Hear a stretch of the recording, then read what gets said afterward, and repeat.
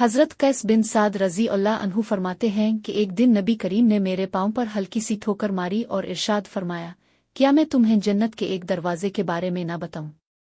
میں نے عرض کیا، ضرور رسول اللہ۔ تو آپ نے فرمایا، لا ہے والے والا کاوئے نہ لویا باللین، یعنی وہ اللہ کے سوا نہ کوئی طاقت ہے اور نہ کوئی قوت۔ یہ مختصر سا جملہ دراصل ایمان، توکل اور بندگی کا عمیق اظہار ہے۔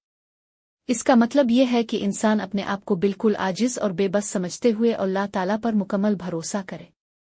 دنیا کی ہر طاقت، ہر قوت اور ہر کامیابی صرف اللہ کے حکم اور اس کی توفیق سے حاصل ہوتی ہے۔ جو بندہ دل سے یہ یقین رکھتا ہے، وہ دراصل جنت کے دروازے تک پہنچنے والا بن جاتا ہے۔ یہ ذکر نہ صرف زبان کا ورد ہے بلکہ دل کی کیفیت کا بیان بھی ہے۔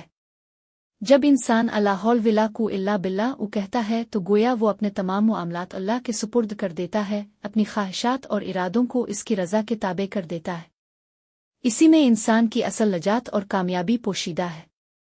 نبی کریم نے اس کلمے کی فضیلت مختلف مواقع پر بیان فرمائی ہے۔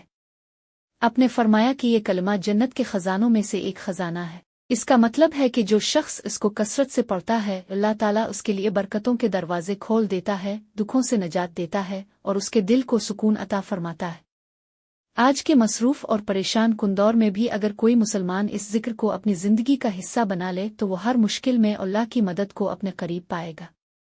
لہٰذا ہمیں چاہیے کہ دن رات، خوشی اور غم، ہر حال میں لا حول ولا قوۃ الا باللہ کا ورد کریں تاکہ ہمارا تعلق اللہ تعالیٰ سے مضبوط ہو اور جنت کے اس مبارک دروازے کی طرف ہمارا سفر آسان ہو جائے۔